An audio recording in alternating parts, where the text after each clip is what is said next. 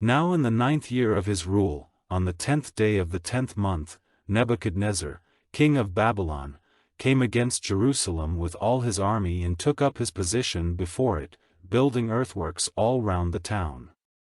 And the town was shut in by their forces till the 11th year of King Zedekiah. Now on the 9th day of the 4th month, the store of food in the town was almost gone, so that there was no food for the people of the land.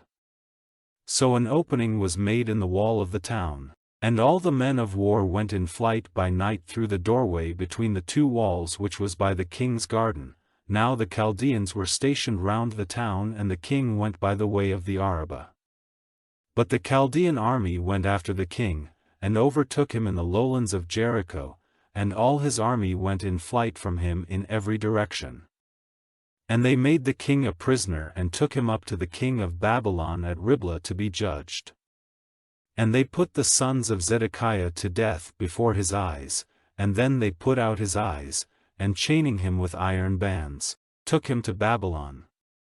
Now in the 5th month, on the 7th day of the month, in the 19th year of Nebuchadnezzar, king of Babylon, Nebuzaradan, the captain of the armed men, a servant of the king of Babylon, came to Jerusalem, and he had the house of the Lord and the king's house and all the houses of Jerusalem, even every great house, burned with fire, and the walls round Jerusalem were broken down by the Chaldean army which was with the captain. And the rest of the people who were still in the town, and all those who had given themselves up to the king of Babylon, and all the rest of the workmen, Nebuzaradan, the captain of the armed men, took away as prisoners, but he let the poorest of the land go on living there, to take care of the vines and the fields. And the brass pillars in the house of the Lord, and the wheeled bases, and the great brass water vessel in the house of the Lord, were broken up by the Chaldeans, who took the brass to Babylon. And the pots and the spades and the scissors for the lights and the spoons, and all the brass vessels used in the Lord's house, they took away.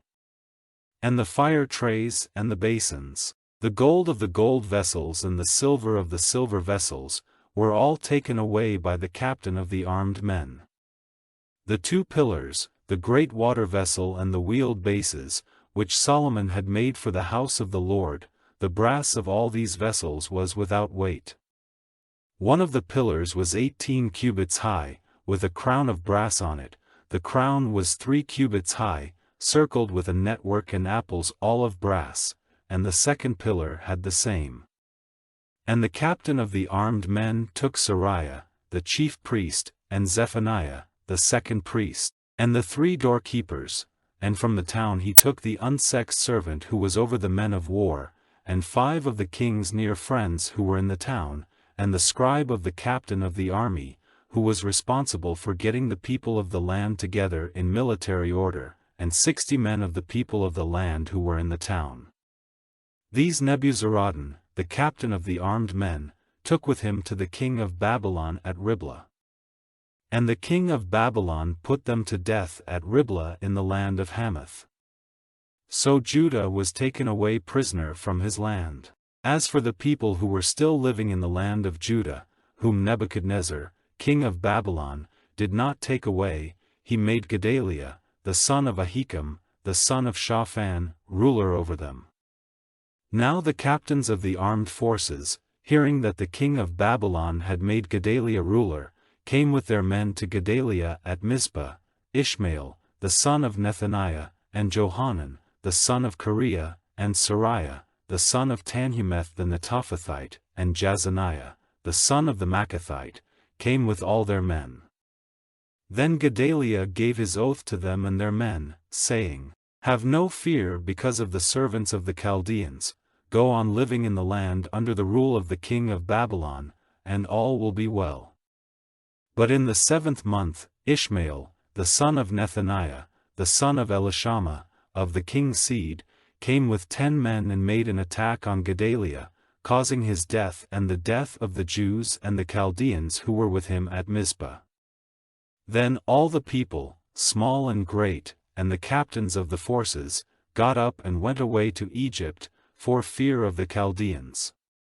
And in the 37th year after Jehoiachin, king of Judah, had been taken prisoner. In the 12th month, on the 27th day of the month, Evil-Merodach, king of Babylon, in the first year of his rule, took Jehoiakin, king of Judah, out of prison, and said kind words to him, and put his seat higher than the seats of the other kings who were with him in Babylon.